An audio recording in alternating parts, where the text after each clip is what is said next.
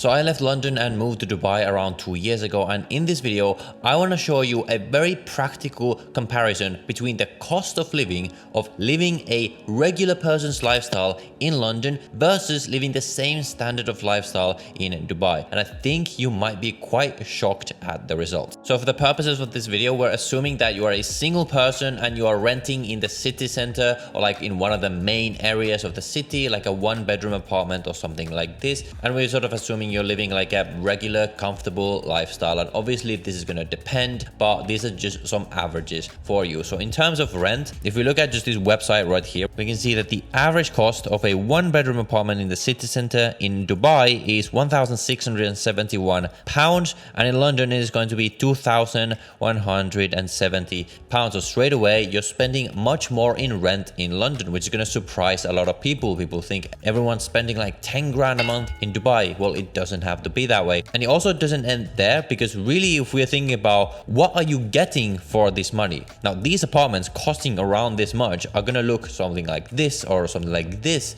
In Dubai you get to enjoy the amazing weather, great views of the sea, whereas in London this rent can get you something that look like this. Obviously it's personal preference, but for me this just does not look nearly as inviting. You're living in an old building, and I've lived in these old buildings in London. Sure, they can be nice to look at, these Victorian buildings, but often the reality of living there is not gonna be that nice. And of course this is not even considering utilities, and we can also see here that utilities, basic utilities, are gonna be 86% more expensive in London compared to Dubai. So let's say we're assuming that you're eating at a normal like restaurant, or perhaps you're ordering food twice a day, and perhaps you make breakfast yourself. That's going to be like half the cost of a restaurant meal or something like that. We can see that in Dubai, inexpensive restaurant, the meal is going to cost £9.25. In London it's going to be £20, so more than double cost. So I did these calculations and you can check them here if you want. Dubai, per month you would end up spending around £700 a month. In London that would be more than double for the same amount. In terms of transportation, now this is going to be more difficult, and this is where this differ, because obviously in London you have access to the underground. One-way ticket is going to cost £2.80. Dubai, you have the metro, but you're really pretty not going to be using the metro. If you're in Dubai, you're going to be using taxis. So if we're assuming that, let's say 5 days a week you go back and forth, you commute to some office where you work or something like that, in London, assuming you use the underground, you would end up spending around £112 a month, whereas in Dubai, using taxis, you would end up spending more than double that, £252. But really this isn't a super fair comparison, because for most people you'd rather sit in a taxi or an Uber than in some sweaty metro where it's super hot, packed full of people. So really you're getting a much lower quality experience in London if you're using the underground. And if you were to use taxis in London or Uber in London, it would be much more expensive. You can see that normal tariff taxis is more than 200% more in London compared to Dubai. So if you're really looking at an equivalent lifestyle, in this case you would end up spending something like £500-700 a month on transport in London. Now for gym, I think in London when I was there for like a top tier gym, I would pay around £100 a month, whereas in Dubai I pay around perhaps 60. Now this is going to depend on what kind of gym you use and things like this. I just made some assumption here that let's say you go to a nice restaurant, let's say you go on a date with your girlfriend like twice a week. I've used this number here.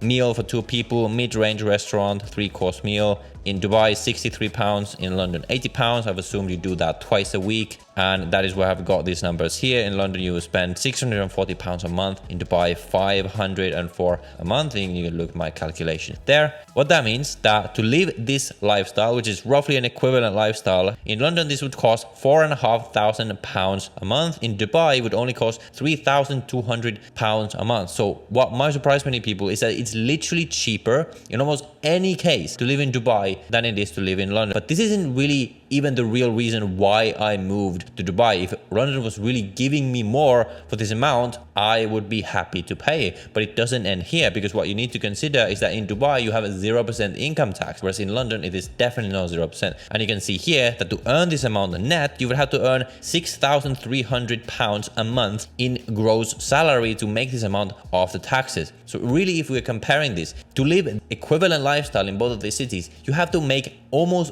double in London gross to afford this lifestyle. And this is just to pay for your cost of living. You're not even saving any money on this amount. So really, if you're comparing these two cities, you have to consider, are you more likely to be able to earn £3,200 a month in Dubai or £6,300 a month in London? And I can tell you that the average graduate salary in London is like 30k a year or something. Whereas in a lot of industries like management consulting, in investment banking, a lot of these industries that these ambitious people go to in London, the gross salaries are going to be higher in Dubai. So you have a triple whammy. Your gross salary is higher in Dubai. You pay less tax, well, you pay no tax, and you pay less in cost of living. So what you're able to save and invest and build wealth with is so much higher in Dubai. Now, obviously, this is going to depend on your industry.